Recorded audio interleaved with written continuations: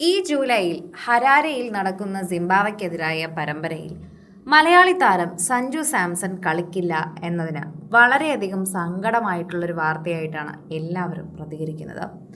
സഞ്ജുവിൻ്റെ അസാന്നിധ്യം social മീഡിയയിൽ വലിയ ചർച്ചകൾക്കാണ് ഇപ്പോൾ വഴിവെച്ചിരിക്കുന്നത്.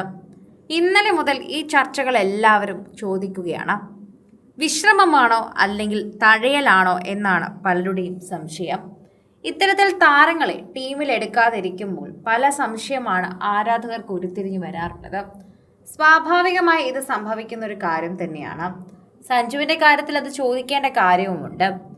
സഞ്ജുവിന്റെ അസാന്നിധ്യം സോഷ്യൽ മീഡിയയിൽ വലിയ ചർച്ചകൾക്കാണ് വഴിവെച്ചിരിക്കുന്നത്. താരത്തിന്റെ വിശ്രമം അനുവദിച്ചതാണെന്ന BCCI വ്യക്തമാക്കിയെങ്കിലും ലോകകപ്പിലെ മികച്ച പ്രകടനത്തിന് ശേഷവും സഞ്ജുവിനെ തഴഞ്ഞതാണോ എന്ന ചോദ്യം ആരാധകർ ഉയർത്തുന്നുണ്ട്. ഈ ചെറിയ പര്യടനത്തിൽ യുവതാരങ്ങൾക്ക് കൂടുതൽ അവസരങ്ങൾ നൽകാനാണ് സെലക്ടർമാർ തീരുമാനിക്കുന്നത്. കഴിഞ്ഞ ലോകകപ്പിൽ ബാക്കപ്പ് താരമായിരുന്ന സഞ്ജുവിന് പകരം പുതിയ മുഖങ്ങളെ പരീക്ഷിക്കാനാണ് ബോൾ ലക്ഷ്യമിടുന്നത്. വരാനിരിക്കുന്ന ഏഷ്യൻ ഗെയിംസ് പോലുള്ള വലിയ ടൂർണമെന്റുകൾക്കായി സഞ്ജുവിനെ സജ്ജനാക്കുക അല്ലെങ്കിൽ അദ്ദേഹത്തിനെ ക്രമമായി തന്നെ എത്തിക്കുക എന്നതാണ് ഇനി എല്ലാവരുടെ മുമ്പിലുള്ള ഒരു തീരുമാനം. ഇതാണ് ഇതിനുള്ള പ്രധാന കാരണമെന്ന് തന്നെ പറയാം. ഇന്ത്യൻ ക്രിക്കറ്റ് വിശ്രമം പുറത്താക്കലും തമ്മിൽ നേരിയ വ്യത്യാസം മാത്രമേ ഉള്ളൂ. സഞ്ജുവിന്റെ കരിയറിൽ പലപ്പോഴും സെലക്ഷൻ കാര്യത്തിൽ അനിശ്ചിതത്വങ്ങൾ തന്നെ ഉണ്ടായിട്ടുണ്ട് എന്ന് മനസ്സിലാകുന്നു. എന്നാൽ ഈ ഇടവേള കൃത്യമായ പ്ലാനിങ്ങിന്റെ ഭാഗമാണെന്ന് സൂചനയുണ്ട്. ഈ വർഷം അവസാനം നടക്കാനിരിക്കുന്ന പ്രധാന T20 പരമ്പരകൾക്കായി താരത്തെ ഫ്രഷായി നിലനിർത്താനാണ് BCCI ശ്രമിക്കുന്നത്. IPL തകർപ്പൻ പ്രകടനത്തിന് ശേഷം സഞ്ജു പ്ലേയിങ് 11-ൽ സ്ഥാനം അർഹിച്ചിരുന്നുവെന്നും ആരാധകർ വിശ്വസിക്കുന്നു. മിഡിൽ ഓവറുകളിൽ റൺസ് അടിച്ചുകൂട്ടാൻ അദ്ദേഹത്തിന്റെ കഴിവ് സമാനതകളില്ലാത്തതാണെന്നും പറയാം.